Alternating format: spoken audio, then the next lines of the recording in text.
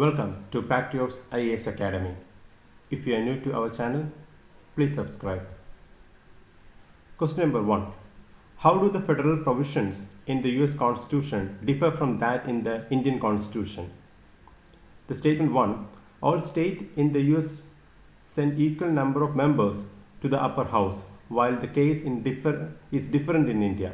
The statement 2. Unlike India, US federal system has provision for dual citizenship in each state. Statement 3. Unlike the Indian system, resolutory power is vested in states. So these are the options. See, look at the first statement. The states are given representation in the Rajya Sabha on the basis of population. Hence, the membership varies from 1 to 31. In US, the Senate has 2 members from each state. So, the answer, statement 1 is correct. All states in the US send equal number of members to the upper house, while the case is different in India. The statement 1 is correct. Statement 2. In Indian Constitution is federal in nature, but unlike US has only one single citizenship. In India, all citizens, irrespective of the state in which they are born or reside, enjoy the same political and civil rights all over the country. In USA, each person is not only a citizen of USA but also a citizen of the particular state to which he belongs. So, the statement 2. Unlike India, the US federal system has provision for dual citizenship in each state. Statement 2 is correct. Statement 3. Unlike US, India vests resolutory powers in the center, which is a major unitary feature. Unlike the Indian system, the resolutory power is vested in states. The statement 3 is correct. So the answer of question number 1 is D. 1, 2 and 3. All statements are correct. Question number 2. In the Indian Constitution, Indian Constitution is termed as a quasi-federal one since it assumes the form of union as well as federation depending upon the situations. Which of the following represents the federal nature of the Indian Constitution? The statement 1. A subject in the state list cannot be moved into the union list without the consent of majority of the states. Statement 2. It is mandatory on the part of the union to consult the states before entering into an international agreement. Statement 3. Parliament cannot amend Part 3 of the Constitution without consulting the states. See, look at the statement 1. The changing of a subject from state list to concurrent union list or from state list to concurrent list affects the federal nature of the Constitution. Hence, Article 368 mandates for ratification of at least the half the states for such amendment to be valid. So, the statement 1 is correct. A subject in the state list cannot be moved into the union list without the consent of the majority of the state. Right. So statement 1 is correct. Why? The changing of a subject from state list to a union list or from a state list to a concurrent list affects the federal nature of the Constitution. Hence, Article 368 mandates for ratification of at least half the state for such amendment to be valid. So statement 1 is correct. Let's look at the statement 2. It is mandatory on the part of the union to consult the states before entering into an international agreement. That statement is wrong. Second statement is wrong. Why? As per Article 253 of the Constitution, union can legislate even in the state list without the consent of the state for implementing an international agreement. So, the statement 2 is incorrect. Let's look at the statement 3. The amendment of Part 3 does not affect the federal feature. and hence does not require the approval of the state. So statement 3 is incorrect. So what is the statement 3 says that Parliament cannot amend part 3 of the Constitution without the consulting the state. See, amendment of part 3 does not affect the federal feature and hence does not require the approval of the state. So the answer of question number 2 is A, one only. See, look at the question number 3. One of the implications of federal form of government in India is that statement 1, union legislature has no control over the legislative power of states. Statement 2, state legislatures are empowered to amend the constitution. Statement 3, states in terms of union list, state list and concurrent list. Statement 4, the governor who is head of the state is directly elected by the people. See, a federal government is one in which powers are divided between the national government and the regional governments by the constitution itself, and both operate in their respective jurisdictions independently. Right. What is a federal government is one in which powers are divided. Very important. Powers are divided between the national government and the regional governments by the constitution itself, and both operate in their respective jurisdictions independently.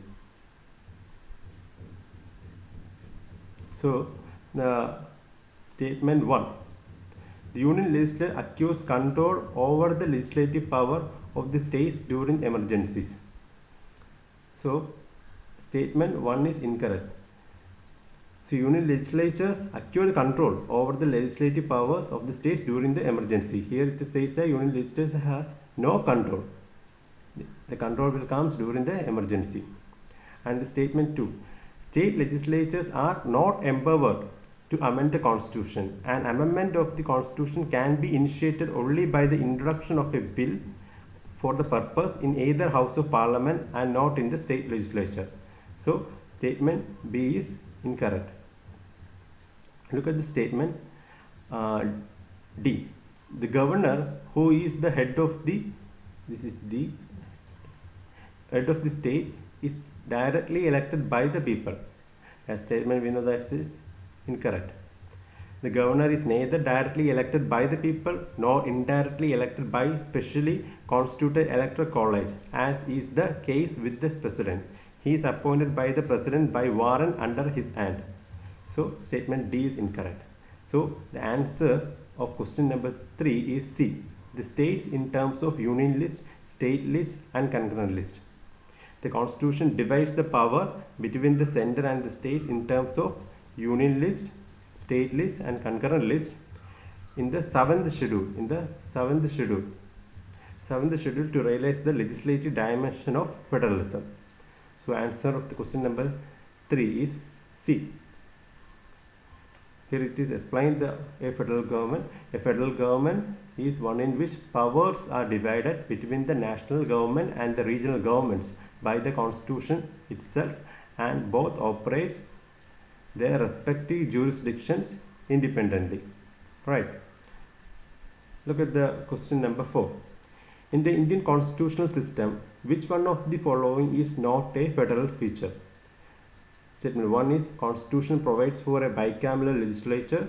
Statement 2, supremacy of constitution.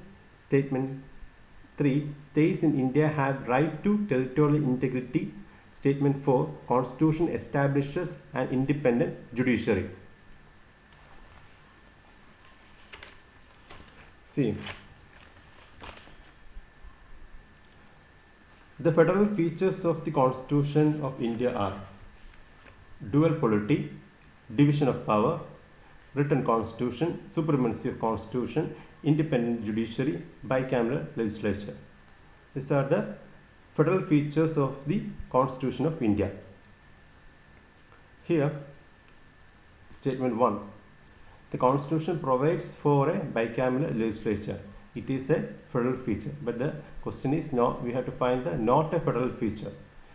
Supremacy of constitution is a federal feature. Constitution establish an independent judiciary is a federal feature. So the C, statement C, the states in India have right to territorial integrity. That is not at all a federal feature. So statement C is not a federal feature. Okay. The states do not have territorial integrity in India. India is a indestructible union of destructible states. The parliament can, by unilateral action, change the area boundaries or name of any state with a simple majority. So the question, the answer of question number 4 is C. States in India have the right, which is not a federal feature. So question number 4, answer is C. So question number 5. Consider the following statements regarding interstate relations in India. Statement 1. Sarkari Commission recommended the formation of Permanent Interstate Council. Statement 2. Interstate Council in India was set up by an Act of Parliament. C. The Interstate Council is formed to discuss or investigate policies, subjects of common interest and disputes among states. Right. So the statement 1. Sarkari Commission recommend the formation of permanent interstate council. That statement is correct.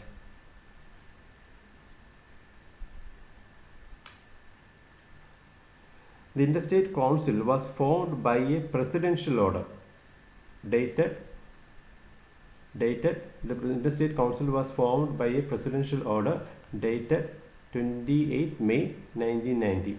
Okay, by the recommendation of Sarkari Commission. That's why the statement 1 is correct. Statement 2 says that Interstate Council in India was set up by an Act of Parliament. By the Act of Parliament, the statement is wrong. It is based on the presidential order. By the Interstate Council is a non-permanent constitutional body. Non-permanent constitutional body set up by presidential order. Right. It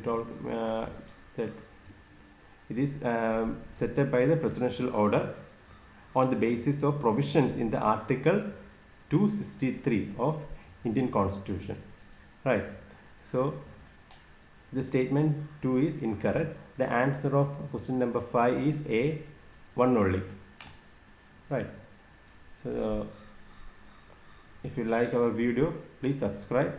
Please share the video with your friends. Thanks for watching.